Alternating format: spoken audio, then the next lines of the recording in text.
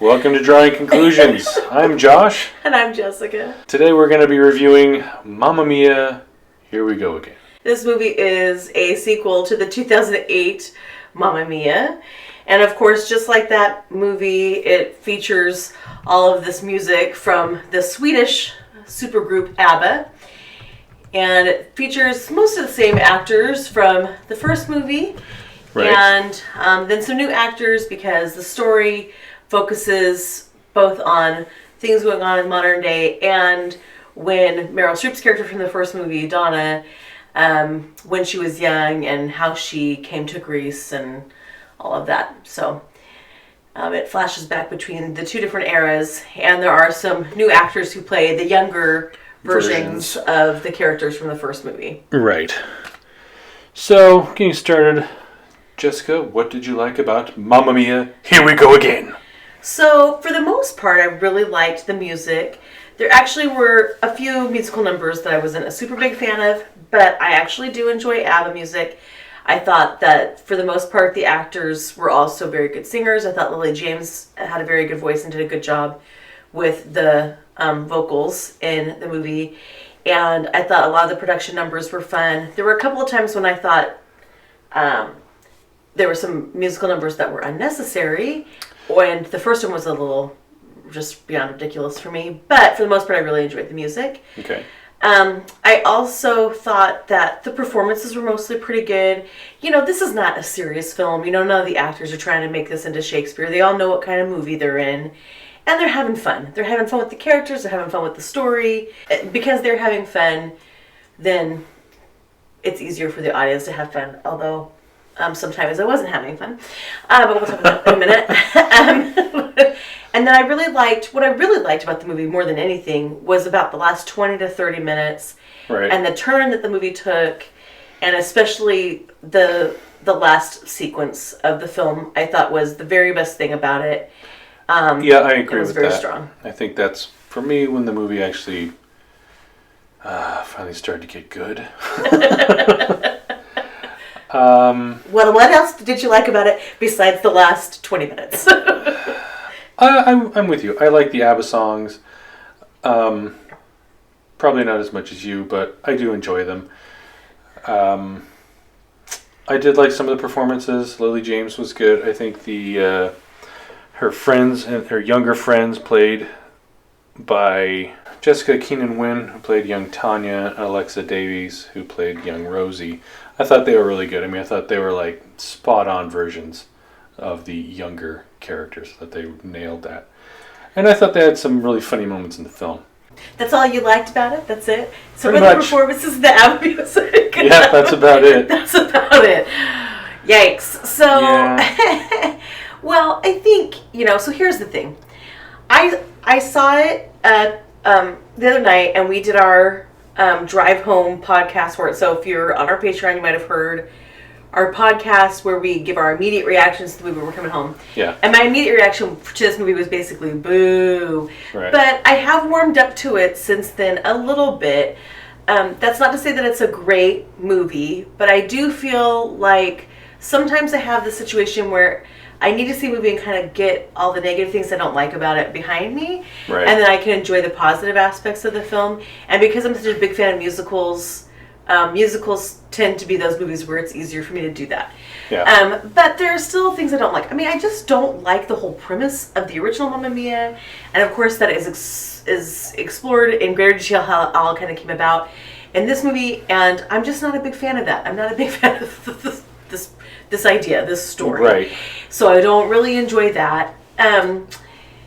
There are some moments that are just too silly. Like this is supposed to be one of those musicals that's really lighthearted and a little silly and very, frothy, and you're not supposed to, again, it's not Shakespeare. Right. So, but there were too many moments that for me were just like, yeah, that's just too ridiculous. That's too silly. There was a moment early on in the movie where I thought, okay, well, this is the Grease 2 of the 2010s. That's what I'm watching. Oh, no. Right now is the Grease 2 of the 2010s. Grease 2. And if you haven't seen Grease 2, go check that gem out. which actually I enjoy very much as a bad, silly musical. This is not a great movie, but that's not to say that it's not entertaining. Although there were times when I found it a little boring and I found it to be a little long early on. Right, this is nearly a 2-hour runtime on a show. Yeah, and like I didn't particularly enjoy the relationships that between Donna and the three young men. You know, they were kind of all lecherous. I mean, you know, that's not very enjoyable. No. I don't know. What did you not like about this movie? Which is basically everything except for the songs and a few of the performances, I guess. Yeah, pretty much. Well, like you, I was not a huge fan of the first movie either. Although I must say, I think I actually liked the first one better than this one. This one, for me, was just missing a lot of heart. You know, it wasn't as...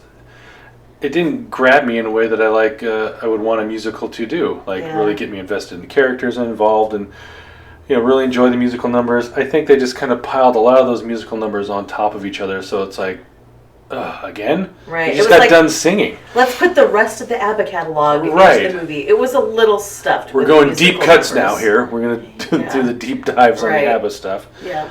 And, you know, from a visual standpoint, they're on this beautiful Greek island, and they're not showing it. Right. And I was like, oh, this place is paradise. Let's not show you.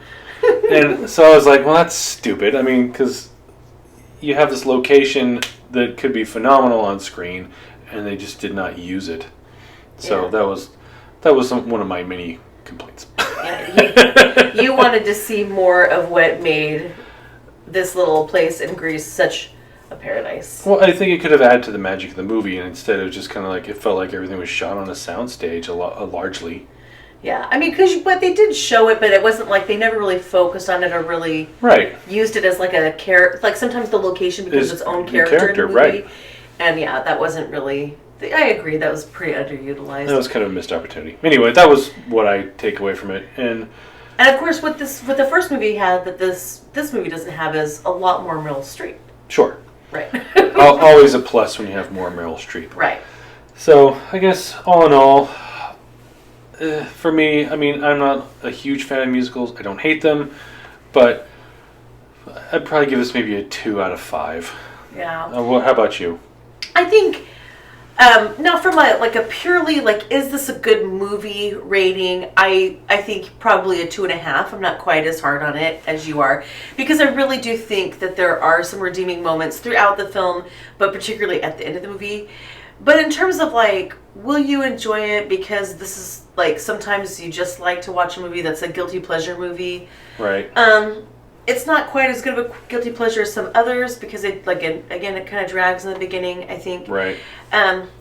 But more that's guilty pleasure area. It's more like a 3 to 3.5. Okay.